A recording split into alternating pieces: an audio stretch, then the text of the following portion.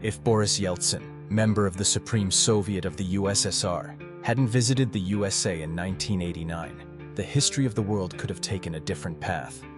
If Yeltsin hadn't stopped at an American supermarket on the way to the airport, he might have never become the president of Russia and never initiate the dissolution of the USSR. That one trip to America and the fateful, spontaneous stop at Randall's made such an impression on Yeltsin. He became disillusioned with the very idea of communism.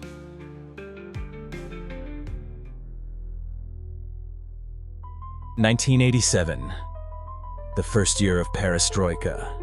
Margaret Thatcher is amazed by the extremely limited range of products in a Soviet supermarket.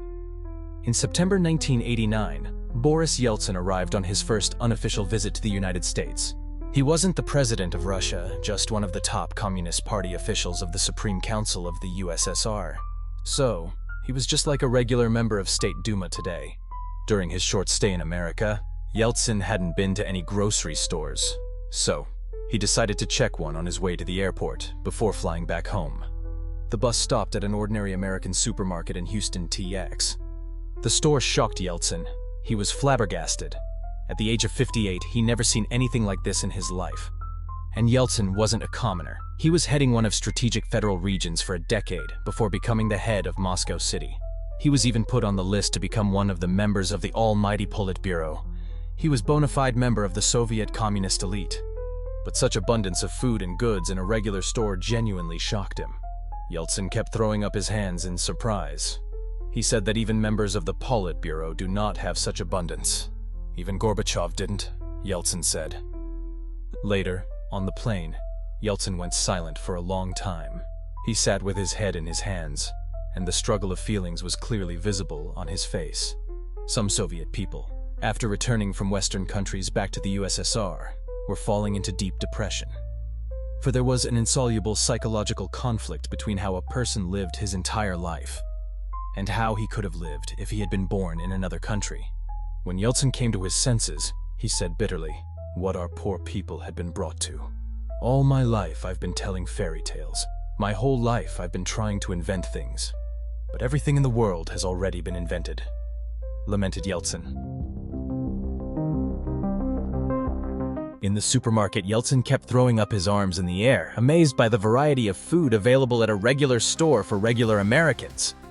This is how Yeltsin's aide described it. "When we were already returning to the airport, the devil pushed us to take a look at a typical American supermarket. It was called Randall's Supermarket. From our group, only Boris Nikolaevich and I had never been to this kind of trading establishments. Moreover, this was not a metropolitan, much less a New York store, and, according to our standards, a very ordinary provincial one. If, of course, Houston can be considered a province. Getting off the bus, I began to look for a crowd of people and something similar to our queues. However, there was no queue, neither around nor in the store itself. It was a one-story building made of light metal structures. Naturally, none of the service personnel knew about our arrival, and therefore there could be no talk of any showing off. An ordinary day, an ordinary assortment, ordinary visitors. I was immediately struck by the abundance of light. And in general, the color scheme of everything was so bright and impressive that it felt like we were descending into the depths of a kaleidoscope. The abundance of flowers was also mesmerizing. Juicy, vibrant, as if just cut from a flower bed. Moreover, the flowers were not for sale, but as a decorative element. As soon as we entered the supermarket, they called someone from the administration. From somewhere in the belly of the utility rooms appeared a very handsome young man in a snow-white shirt, neatly combed and, of course, smiling. It was the chief administrator. We introduced ourselves and said that we would like to find out about the work of the store. No problem. The administrator invited a young saleswoman to assist us, and she led us through the aisles. The main thing that interested us was the assortment. And in this regard, Yeltsin asked questions to the store employees. The figure they named literally shocked us, and Boris Nikolaevich even asked again. Did he understand the translator correctly? And the administrator repeated once again that the range of food products at that time actually amounted to approximately 30,000 items. When we walked along the rows, our eyes didn't know where to stop. I could guess different things, but what I saw in this supermarket was no less amazing than America itself. Some of us started counting the types of hams. We lost count. I remembered our sausage shop on Kresnaya Presnya, where back in 1963 you could buy Brunswick, Stolichnaya, Tambov, Uglich, Krakow, and a few other types of sausages. At that time, I thought this was the top of human dreams and that the first signs of communism hatched. To be fair, over the years, the store's shelves began to empty, and now only memories of its bright past remained. I remembered that Soviet store and compared it with this one in Houston, and realized that the abundance to which Khrushchev promised to lead us had passed us by. At that moment, in Houston, all 300 Soviet research institutes and departments, whose job was to point to the advantages of socialism over capitalism, could be trying to convince me, but their efforts would be pointless. The American reality, on the example of this supermarket, looked 100 times more convincing than any Soviet theories. Sure, not by bread alone a man lives. Not by sausage alone. Not by cheese alone. By the way, have you seen red, brown, lemon, orange cheese? How many types of cheese do you think we've seen in Houston? What about ham? All this unimaginable delicacy that everyone can try right in the store and decide, is it worth spending dollars on? We couldn't count the names of sweets and cakes, couldn't grasp their variety of colors and their appetizing attractiveness with our eyes. And although I am trying to convey my impressions, I understand that this is just a pathetic attempt because the word is powerless before the reality of what that American store could offer. Occasionally, I glanced at Yeltsin and noticed that it was a difficult test for him. And when a woman with a trolley caught up with him, on top of which a little boy was sitting, Boris Nikolaevich, apologizing, began to question her. Does she often go to this store? It turned out only on Saturdays. Is your family big? 3 people. She, husband, and child. What is your family income? The woman explained that she was temporarily not working and lived on her husband's salary, $3,600 a month.